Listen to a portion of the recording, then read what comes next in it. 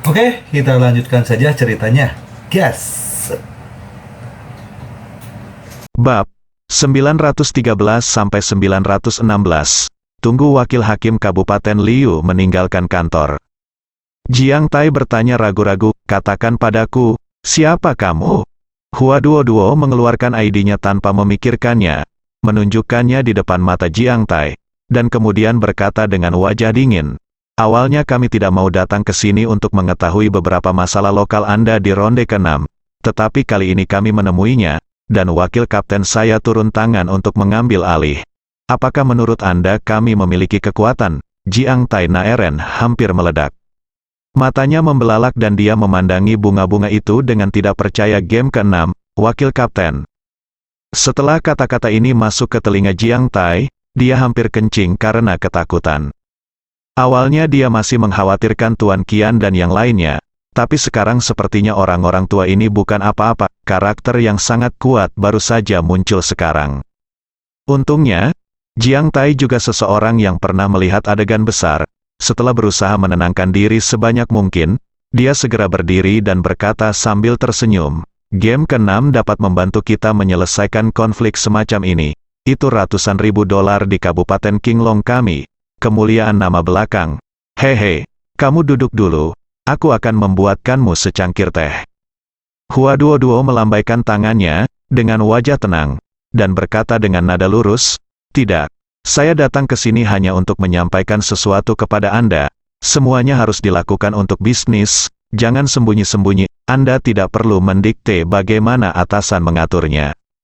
Yang harus Anda lakukan adalah meningkatkan perekonomian masyarakat setempat, biarkan rakyat menjalani kehidupan dengan makanan dan pakaian yang baik, dan mematuhi kepemimpinan dalam semua aspek. Kami akan mencoba yang terbaik untuk menyelesaikan pengaturan yang dibuat oleh para pemimpin di atas, Qi Kuaiji dan Jiang Tai mengangguk dengan cepat. Awalnya, dia meragukan keasliannya, dari anggota Biro ke-6 di depannya, tapi sekarang, dia melihat setelah melihat ekspresi wajah Hua Duo dan nada suaranya saat berbicara, keraguan di hatinya menghilang tanpa bekas. Karena dia bisa merasakan aura raja yang dibawa gadis di depannya itu jelas bukan sesuatu yang bisa dimiliki orang biasa. Temperamen unik ini adalah sesuatu yang bahkan tidak dimiliki oleh pemimpin terbesar yang pernah dilihatnya. Hua Duo tidak mengatakan omong kosong lagi. Melihat ekspresi kepatuhan Jiang Tai, dia bangkit dan berjalan keluar pintu. Sebelum Hua Duo bisa keluar, Jiang Tai tiba-tiba teringat sesuatu. Dia segera bangkit dan melangkah maju sambil tersenyum dan bertanya, ngomong-ngomong, kamu baru saja mengatakan wakil kapten ronde ke-6. Aku ingin tahu apa maksudmu, kata Hua Duo dengan santai. Hari ini kita berurusan dengan pembangunan. Apakah Anda tidak tahu siapa orang yang bertanggung jawab atas masalah ini? Apakah Anda masih membutuhkan saya untuk menyebutkan namanya? Keringat dingin muncul di punggung Jiang Tai. Dan kata-kata yang tidak bisa diucapkan Li Fugui membantu tetapi muncul dalam pikirannya. Menghirup udara dingin, semua keraguan di benak Jiang Tai kini terpecahkan. Apa itu keluarga Qian? Apa itu keluarga Ye? Semula ia mengira penunjukan Bailin sebagai direktur kawasan pengembangan adalah hasil ulah orang-orang tersebut. Namun kini tampaknya posisinya masih terlalu kecil, sangat mungkin Li Fugui bisa menjadi wakil kapten game ke-6. Apalagi Bailin menjadi direktur zona pengembangan, atau membiarkan Bailin menggantikannya sebagai hakim daerah. Setelah menyadari hal ini, Jiang Tai sudah tahu cara menangani masalah ini dengan benar. Setelah mengirim Hua Duo secara langsung, hal pertama yang dilakukan Jiang Tai ketika dia kembali ke kantor adalah segera mengangkat telepon dan menelepon kepala polisi. Berbeda dari panggilan yang dia buat kepada direktur barusan, kali ini, Jiang Tai berkata dengan tegas, masalah hari ini harus diselidiki secara menyeluruh. Tangkap semua apel buruk untuk saya, jangan laporkan kepada saya. Direktur sudah lama mengharapkan hal ini. Panggilan, dia dengan cepat menjelaskan, pemimpin, wakil direktur Ning sekarang secara pribadi menangani masalah ini. Saya yakin dia akan dapat memberikan jawaban yang memuaskan. Pikiran Jiang Tai berubah dan dia berpikir bahwa Ning Jing juga berasal dari desa Xiaoxi. Dia hanya berkata perlahan, oke, saya mengerti. Lalu beritahu Xiao Ning bahwa saya sangat optimis tentang dia dan biarkan dia melakukan pekerjaannya dengan baik. Direktur mengangguk, dan setelah menutup telepon, ekspresi kecewa segera muncul di wajahnya. Setelah Huaduo meninggalkan kantor Jiang Tai, begitu dia sampai di gerbang, dia melihat Li Fugui mengemudi dan parkir di sampingnya, dengan jendela mobil terbuka, dan Li Fugui tersenyum dan melambai ke Huaduo. Huaduo datang ke mobil dengan ekspresi sedikit marah. Begitu dia masuk ke dalam mobil, dia berkata kepada Li Fugui, "Sudah selesai, bagaimana kamu akan berterima kasih padaku?" Li Fugui berkata dengan wajah tak tahu malu, "Aku berjanji padamu dengan hidupku." Huaduo menatap Li Fugui, melihat mata gadis itu ingin memakannya. Li Fugui buru-buru tersenyum dan berkata, "Hei, bolehkah aku mentraktirmu makan malam? Aku akan mengantarmu ke Hotel King Long untuk makan malam di sana, tapi itu wilayahku." Huaduo hanya tersenyum dan berkata, "Cukup banyak, ayo pergi." Saat membawa Huaduo ke Hotel King Long, Li Fugui menelepon Tuan Qian dan bertanya tentang situasi di sana.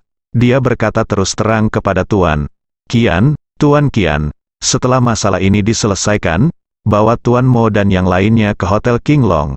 Oh, dan Bailin juga ada di sini. Mari kita berkumpul dan makan.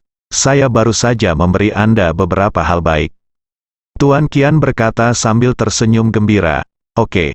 Haha, jangan khawatir, Wakil Direktur Ning baru saja datang, sebaiknya saya membawanya ke sini ketika saya datang." Li Fugui.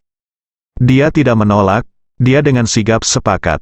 Setelah menutup telepon, Li Fugui menelepon Wang Hao lagi dan berkata terus terang, "Wang Hao, kamu segera pulang. Ada cangkir termos di lemari di kamar tidurku. Berikan cangkir termos itu kepada bawahanku dan bawakan kepadaku.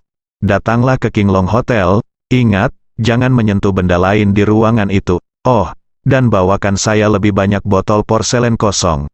Saya akan menggunakannya." Wang Hao tidak banyak berpikir dan mengangguk setuju. Begitu telepon ditutup, Huaduo berkata dengan wajah tidak senang, "Li Fugui, apakah kamu mengundangku makan malam, atau kamu mengundang orang lain untuk makan malam?" Li Fugui buru-buru tersenyum dan berkata, "Tentu saja. Aku mengundangmu makan malam. Haha, kamu adalah protagonisnya hari ini, dan aku akan memperkenalkanmu kepada orang-orang tua ini nanti." Huaduo mengambil tindakan, mencubit daging lembut pinggang Li Fugui, dan mengumpat dengan marah, "Perkenalkan aku pada orang-orang tua ini. Apa yang kamu lakukan, Pak Tua?" Li Fugui tidak bisa menahan tawa, dan buru-buru melambaikan tangannya dan berkata, "Tidak apa-apa, tapi Kapten, bisakah kamu tidak begitu kejam di depanku di masa depan? Wanita harus bersikaplah lebih lembut." Huaduo memelototi Li Fugui. Dia mengulurkan tangan merah mudanya dan berkata dengan sedikit kepuasan, "Kepada teman-teman, berikan anggur, tetapi kepada gangster, kamu harus memberi mereka pukulan." Saat dia mengatakan itu, Huaduo memukul Li Fugui di kepala dengan kepalan tangan merah muda lainnya. Li Fugui tidak mengelak, baginya pukulan semacam ini tidak ada bedanya dengan digelitik. Mereka berdua tertawa dan tertawa sepanjang jalan, dan setelah beberapa saat, mereka sampai di pintu masuk Hotel King Long. Melihat Li Fugui datang bersama seorang wanita cantik, pelayan hotel segera melangkah maju untuk menyapa. Sementara Li Fugui mengangguk, dia tersenyum dan bertanya kepada gadis di sebelahnya yang memiliki bagian depan dan belakang yang menonjol, "Beri Wang Xiaoli, atur kamar pribadi, ada tamu yang datang untuk makan malam ini." Zona pengembangan. Setelah Li Fugui dibawa pergi oleh direktur, karena campur tangan Tuan Qian dan yang lainnya, sekelompok orang di pabrik batu bata tidak berani terus bertingkah seperti monster. Namun Direktur Pabrik Zhang Xuanhu, dengan mengandalkan dukungan dari kepemimpinannya, menahan telapak tangannya yang terjepit dan terus berteriak dan mengumpat di tengah kerumunan. Setelah Tuan Qian, Tuan Mo dan yang lainnya saling memandang, kedua lelaki tua itu hanya melirik ratusan orang di belakang mereka, dan para pemuda terkemuka bergegas menuju Zhang Xuanhu dalam sekejap. Setelah beberapa saat, Zhang Xuanhu hanya memiliki satu nafas tersisa. Tubuh Bailin telah pulih setelah meminum cairan spiritual yang diberikan oleh Li Fugui. Dia melihat kerumunan orang memukuli Zhang Xuanhu, dan untuk menghindari insiden fatal lainnya, dia segera melangkah maju untuk menghentikannya. Su Hongwei melihat pemandangan ini, selain terkejut, dia merasa lebih bahagia di hatinya. Melihat Bailin menjadi perantara bagi Zhang Xuanhu, Su Hongwei menghampiri dan dengan lembut menarik lengan baju Bailin. "Bos, sekelompok anjing ini harus ditangani seperti ini. Apa pedulimu dengan mereka? Orang kaya seperti saya ada di sini. Bagaimana bisa kita masih melakukannya? Apakah kamu takut memperburuk keadaan?" Bailin berbalik dan menatap Su Hongwei dengan marah, dan berkata dengan tergesa-gesa, "Bahkan jika orang kaya ada di sini, kita tidak bisa melakukan hal seperti itu." Melihat ini, Tuan Qian tertawa, hehe melambaikan tangannya dan berkata, "Oke, semuanya, berhenti." Setelah meninggalkan kata-kata ini, Tuan Qian melangkah maju dan tersenyum pada Bailin dan berkata, "Direktur Bai, sekarang kawan-kawan di kantor polisi sudah mulai penyelidikan. Kami akan tunggu, pasti akan ada seseorang yang datang dari kantor polisi. Ayo kita ke mobil dan tunggu sebentar. Kami ngobrol saja dengan Anda untuk melihat apakah masih ada dibutuhkan investasi di zona pengembangan." Pak Mo juga berkata saat ini. Dia tertawa terbahak-bahak, dan sepertinya semua yang terjadi di sini barusan hanyalah anak-anak yang bermain-main. "Iya, haha, ayo kita ke sana dan ngobrol tentang rencana masa depanmu untuk zona pengembangan. Jika perlu, kami bisa, itu tempat orang tua, bicara saja dengan kami." Bailin juga tahu di dalam hatinya bahwa alasan mengapa orang-orang tua ini begitu sopan di depannya sepenuhnya karena wajah Li Fugui. Dia berbalik dan melirik ke arah Zhang Xuanhu, yang sudah dikelilingi oleh staf medis. Kemudian dia menenangkan diri sebanyak mungkin dan pergi mendiskusikan perkembangan selanjutnya dari zona pengembangan dengan Tuan Qian dan yang lainnya. Segera, Ning Jing bergegas ke tempat kejadian bersama rekan-rekannya dari tim polisi kriminal. Sebelum datang, Jing sudah mengetahui situasi di sini dengan baik, jadi setelah tiba di lokasi kejadian, dia bisa mengatasinya dengan mudah. Dalam waktu kurang dari setengah jam, Ning Jing memberitahu direktur hasil penanganan melalui telepon. Setelah mendengar kata-kata Ning Jing, direktur langsung melepaskan diri dari masalah tersebut dan meminta Ning Jing menelepon Jiang Tai untuk rincian laporan. Ning Jing juga tahu bahwa direktur takut dengan kejadian hari ini, jadi dia mengikuti pengaturan pemimpin dan menelepon Jiang Tai. Jiang Tai jelas tertegun selama beberapa detik setelah mendengar hasil penanganan Ning Jing. Menurut Ning Jing, dia berurusan dengan Zhang Xuanhu karena memprovokasi masalah, kemudian berurusan dengan wakil wali kota Panlong karena korupsi dan menerima suap, dan kemudian berurusan dengan Li Fugui untuk pembelaan diri, dan mengusulkan agar Li Fugui memberi kompensasi kepada almarhum sebesar 20.000 yuan, uang untuk biaya pemakaman. Selain itu, Ning Jing juga menyarankan agar wali kota Panlong yang bertanggung jawab mengawasi masalah ini diberi peringatan dan wakil direktur Su Hongwei yang juga bertanggung jawab mengawasi zona pengembangan agar melakukan peninjauan tertulis. Pada saat yang sama, di seluruh wilayah, Bailin dipuji karena tidak takut akan kekerasan, mempertaruhkan nyawanya, dan menyelesaikan krisis ini. Setelah mendengarkan hasil penanganan dan saran Ning Jing, Jiang Tai tidak senang, yang jelas merupakan kebohongan. Tapi dia orang yang pintar. Setelah memikirkannya sejenak, dia buru-buru bertanya pada Jing, "Xiao Ning, ada saran untuk menangani hasil ini. Apakah Tuan Li mengetahuinya?" Ning Jing berkata terus terang, "Saya bisa ambillah keputusan mengenai masalah ini. Akulah yang menanganinya. Jika dia merasa tidak senang, aku akan memintanya untuk berbicara langsung denganku. Sekarang terserah padamu untuk membuat ide dan lihat apakah kamu bisa menerima hasilku dan saran." Mata Jiang Tai bersinar, dan dia terus menghela nafas dalam hatinya. Anak muda, bagaimanapun juga, mereka pemberani. Mengapa saya belum pernah menemukan bakat seperti itu sebelumnya?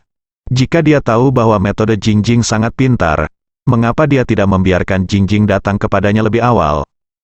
Dia masih memiliki wewenang untuk menugaskan direktur kantor ke Ning Jing sesuka hati. Wakil direktur seperti apa? Bukankah ini penghinaan? Berpikir seperti ini, Jiang Tai buru-buru berkata, "Kami semua setuju. Masalah ini akan merepotkanmu, Xiao Ning. Setelah masalah ini diselesaikan, saya akan mendiskusikannya dengan pemimpin lain.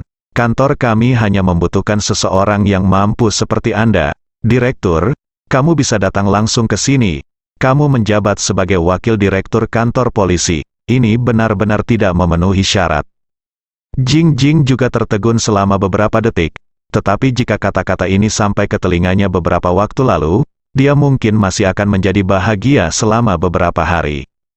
Toh, dari wakil direktur hingga direktur kantor, meski tidak bisa dibandingkan dengan cara promosi Bailin yang mengendarai roket, namun tetap bisa dianggap sebagai promosi yang pantas. Tahukah Anda, dia baru menjadi wakil direktur kurang dari setahun, dan masa percobaannya belum berakhir. Namun kini Jing Jing kurang begitu tertarik dengan hal tersebut, karena ia berharap bisa mengikuti game ke-6. Terlepas dari level jabatannya, yang terpenting dia merasa hanya dengan masuk biro ke-6 dia bisa bersinar penuh demi keamanan negara dan kepentingan rakyat. Tentu saja, Ning Jing tidak akan langsung menolak Jiang Tai sebelum masalah ini diselesaikan. Dia hanya tersenyum dan berkata, "Bos, mari kita selesaikan masalah ini dulu. Setelah selesai, kita akan membicarakan hal lain nanti." Jiang Tai setuju dan mengingatkan Jing Jing, "Xiao Ning, tutup teleponnya nanti, biarkan Tuan Li tahu hasil prosesnya untuk menghindari kesalahpahaman." Jing Jing menyetujui dengan santai. Setelah menutup telepon, Jiang Tai akhirnya merasa lega. Pada saat yang sama, dia dengan jelas menyadari bahwa omong kosong Qian Lao dan Mo Lao itu tidak ada artinya di depan Li Fugui. Dia berada di Kabupaten Qinglong, jika dia ingin mencapai hasil nyata di masa depan, dia harus menaruh semua harapannya pada Li Fugui. Seperti yang terjadi kali ini, jika Li Fugui benar-benar berencana untuk menghukumnya dengan berat, dengan statusnya sebagai wakil kapten game ke-6, dia mungkin akan langsung dikirim ke tim, apalagi pensiun di posisi ini selama sisa pertandingan kehidupan. Tapi sekarang dia tidak perlu khawatir, jika Ning Jing bisa memberikan pendapat seperti itu, dia pasti sudah berkomunikasi dengan Li Fugui terlebih dahulu. Masalah ini telah diselesaikan, namun tidak ada pemimpin di atas tingkat kota praja yang terlibat. Berdasarkan ini saja, dia harus membalas kebaikan Li Fugui. Adapun Ning Jing, setelah menutup telepon, dia mengirimkan hasil masalahnya kepada direktur. Setelah laporan resmi keluar, dia menelepon Li Fugui. Setelah mendengar metode penanganan ini, Li Fugui tidak bisa menahan senyum dan bertanya pada Jing Jing, "Saudari Ning, apakah kita agak pelit 20.000 yuan? Jika berita menyebar, saya khawatir orang lain akan menertawakan saya." Ning Jing terdiam beberapa saat. Dia berkata kepada Li Fugui dengan marah, "Apa yang kamu tahu? Semakin banyak kamu memberi, mereka yang tidak mengetahui kebenaran akan mengira kamu menghabiskan uang untuk membungkam orang lain.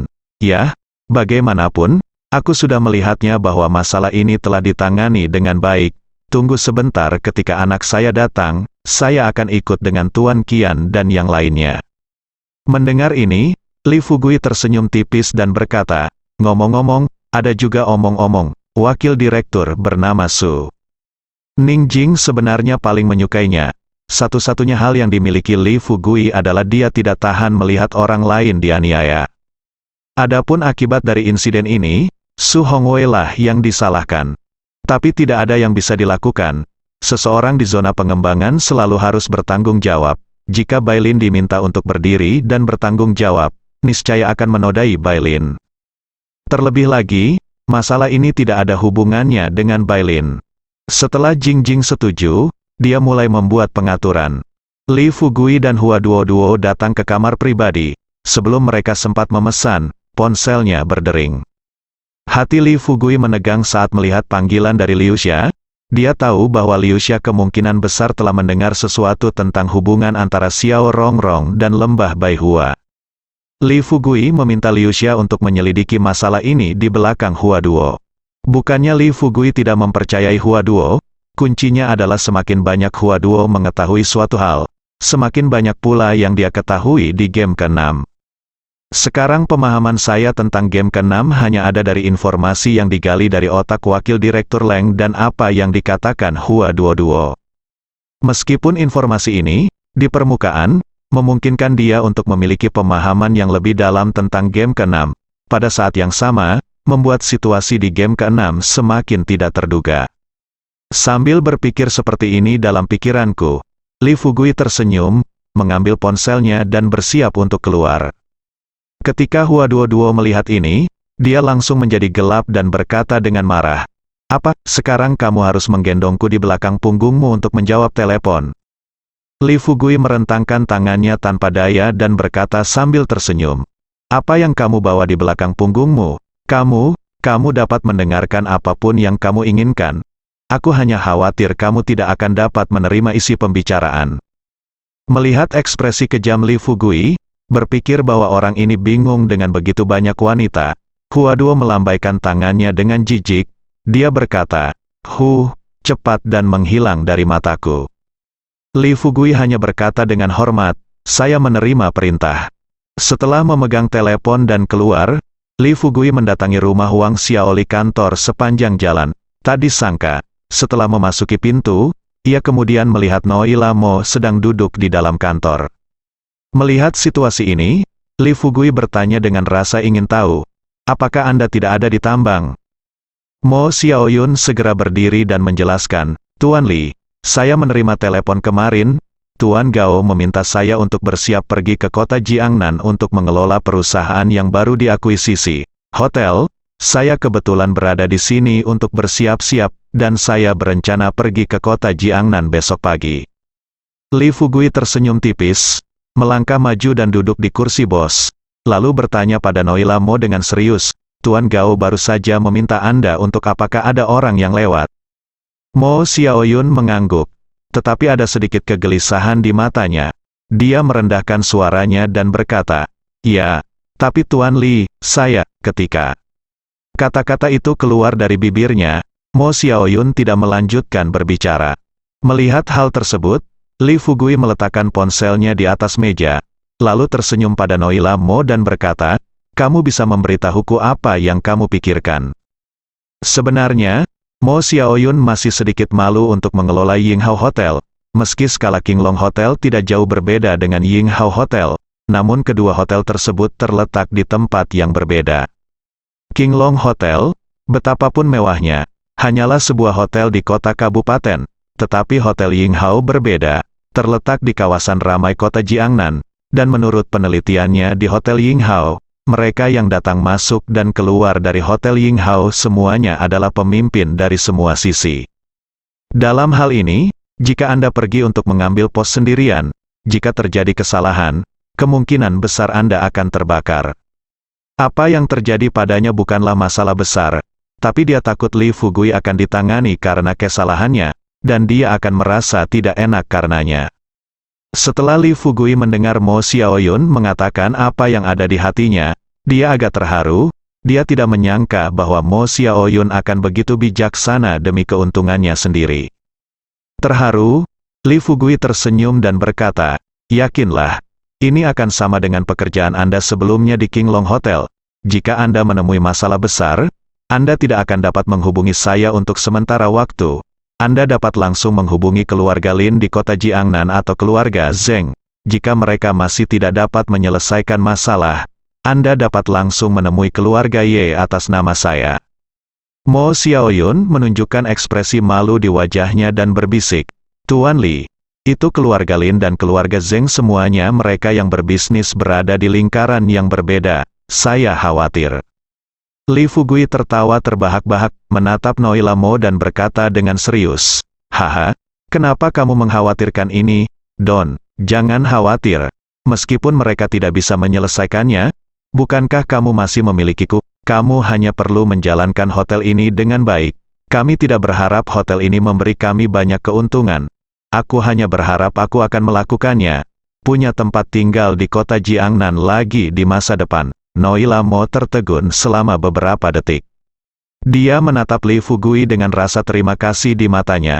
Setelah mengikuti Gao Yunru selama bertahun-tahun, Noila Mo juga memahami di dalam hatinya bahwa perkataan Li Fugui hanya memberinya kelegaan. Lagi pula, pebisnis mana yang tidak ingin menghasilkan uang dari bisnisnya? Adapun apa yang dikatakan Li Fugui tentang pergi ke kota Jiangnan untuk mencari tempat tinggal, ini bahkan lebih tidak masuk akal. dengan kekuatan Li Fugui saat ini, apalagi membeli sendiri sebuah rumah besar di kota Jiangnan. Sangat mudah untuk membeli rumah mewah di semua kota tingkat pertama dan kedua di seluruh negeri. Sebelum Noila Mo dapat berbicara lagi, Li Fugui tersenyum dan berkata, "Oke, kamu keluar dulu, dan saya akan menelepon seseorang untuk membicarakan sesuatu." Noila Mo mengangguk, berbalik dan berjalan keluar pintu. Li Fugui mengangkat telepon dan menelepon Liu Xia. Sebelum dia dapat berbicara, Liu Xia mengeluarkan suara menggoda di ujung telepon dan bertanya sambil tersenyum, "Kapten Li, dengan siapa kamu? Mengapa? Apakah kamu tidak menjawab panggilan teleponku?"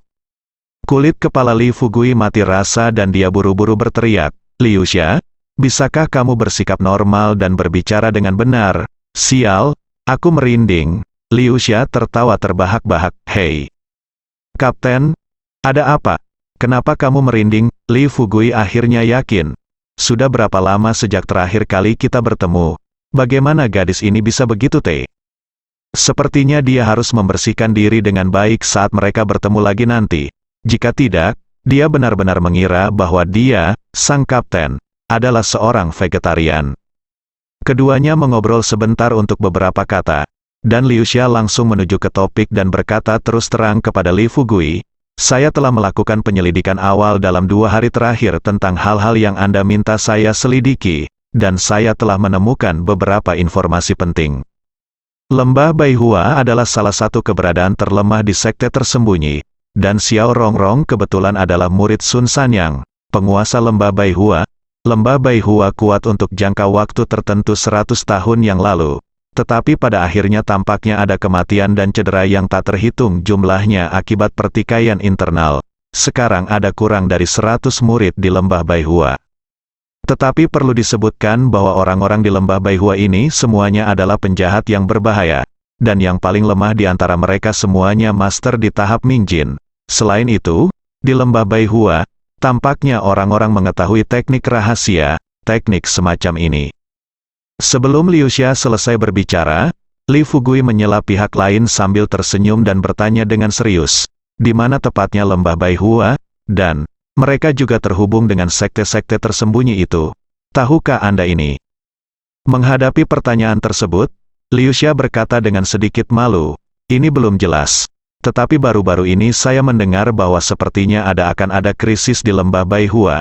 Chang Sun News keluar dari Sanyang, meminta semua murid Lembah Baihua untuk kembali secepat mungkin.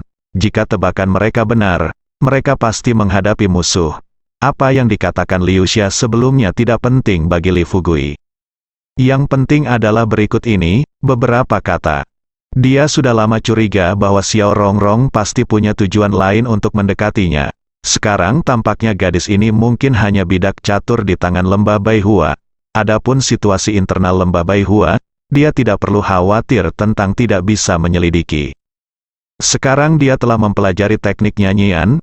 Dengan teknik ini, ketika dia bertemu Xiao Rongrong, dia akan dapat memahami situasi spesifik Lembah Baihua dengan jelas. Berdasarkan hal ini, setelah Liu Xia selesai berbicara, Li Fugui berkata sambil tersenyum, "Baiklah, bagus sekali. Anda dapat menanyakan lebih banyak tentangnya setelah Anda selesai untuk melihat apa yang terjadi di Lembah Baihua. Jika Anda memiliki berita, hubungi saya kapan saja." Liu Xia mendengar ini, dia tersenyum dan bercanda, "Bos, saya khawatir lain kali saya menelepon Anda, saya akan mengganggu hal-hal baik Anda." Li Fugui tersenyum dan berkata, "Hal baik apa yang dapat Anda ganggu saya? Anda tidak di sini, apa yang bisa saya lakukan?" Liu Xia tidak bodoh. Setelah mendengar apa yang dikatakan Li Fugui, wajahnya yang cantik memerah dan dia berkata dengan marah, "Oh, aku benci itu." Li Fugui tertawa terbahak-bahak, dan setelah Liu Xia menutup telepon, Li Fugui sedikit mengernyit, duduk di kursi bos, berpikir sejenak, dan memanggil Suetu. Begitu Suetu terhubung, dia berkata terus terang kepada Li Fugui, "Kapten, saya baru saja berencana menelepon Anda. Tepat pada waktunya, izinkan saya memberitahu Anda tentang penyelidikan terbaru di pihak saya." Li Fugui berkata sambil tersenyum. "Saya pikir tidak ada kemajuan di pihak Anda." Suetu terkekeh dan berkata, "Bagaimana mungkin tidak ada kemajuan? Hanya saja kemajuannya agak lambat. Seperti yang Anda ketahui, keluarga kaya di ibu kota ini berbeda dengan keluarga kaya di ibu kota, keluarga kaya setempat. Saya ingin mengetahui berita. Kesulitannya masih relatif tinggi. Setelah mendengar ini, Li Fugui bertanya, apa, karena sulit? Haruskah saya membiarkan orang lain menyelidikinya? Suetu dengan cepat berkata, Kapten, bukan itu yang saya maksud. Hanya saja, hai, Anda tahu siapa saya? Jangan khawatir, saya pasti akan menangani hal-hal yang Anda ceritakan kepada saya. Li Fugui tertawa terbahak-bahak dan berkata dengan serius. Oke, aku hanya bercanda denganmu. Beritahu aku secepatnya jika ada perubahan baru di kedua keluarga ini baru-baru ini. Suetu berkata dengan serius, tidak ada perubahan di keluarga Nangong, dan aku belum pernah mendengarnya, berencana untuk berinvestasi di proyek perusahaan lain. Tetapi untuk keluarga Lu, tadi malam saya mendengar orang dalam mengatakan bahwa mereka sedang bersiap untuk membangun perusahaan farmasi dengan aset 50 miliar, seperti yang mungkin Anda ketahui, area di mana keluarga Lu telah terlibat sebelumnya tidak ada hubungannya dengan industri farmasi, tapi mereka membuat rencana seperti itu sekarang. Saya pikir pasti ada yang salah dengan itu. Ngomong-ngomong, orang-orang dari keluarga Lu mengatakan bahwa mereka sepertinya punya bahkan memutuskan nama untuk perusahaan farmasi, yang disebut Jin Yuan Pharmaceutical. Li Fugui mengangguk dan berkata perlahan, oke, Anda terus mengawasi kedua keluarga ini, tidak peduli langkah baru apa yang mereka lakukan selanjutnya, mereka harus memberitahu saya sebagai sesegera mungkin. Suetu setuju dengan tegas.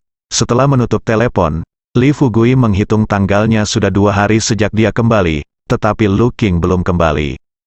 Tepat ketika Li Fugui menelepon Lu Qing untuk bertanya lagi, dia tidak menyangka akan ada ketukan cepat di pintu. Li Fugui sedikit mengernyit dan bertanya dengan rasa ingin tahu, apa yang terjadi. Suara cemas Wang Xiaoli datang dari luar pintu, dan dia dengan cepat berkata, Tuan Li, ada sesuatu yang mungkin perlu Anda tangani. Hati Li Fugui menegang, dan dia segera bangkit dan keluar. Wang Xiaoli meneteskan air mata dan menatap Li Fugui dengan tatapan sedih. Sebelum Li Fugui sempat bertanya, Wang Xiaoli buru-buru berkata, Tuan Li, ada seorang pria muda yang menyentuh pelayan kami saat makan tadi. Saya naik untuk memperingatkan kami, tetapi saya tidak menyangka orang lain akan melakukannya secara langsung. Setelah penjaga keamanan kami masuk, dia benar-benar melukai 2 penjaga keamanan kami. Saudari Xiaoyun masih berdebat dengan pihak lain di bawah. Saya takut saudari Xiaoyun juga akan dipukuli. Jadi saya datang ke sini untuk mencari Anda, Li. Fugui bingung. Di Kabupaten Qinglong, kecuali beberapa pemimpin, tidak ada seorang pun yang tinggal di kabupaten tersebut yang mengetahui bahwa ini adalah wilayahnya. Sekarang masih ada orang yang datang ke sini untuk membuat onar. Bukankah ini mencari kematian? Memikirkan hal ini, Li Fugui berkata kepada Wang Xiaoli tanpa berpikir, jangan khawatir, saya akan turun dan melihat. Ngomong-ngomong, apakah kamu tahu dari mana asalnya?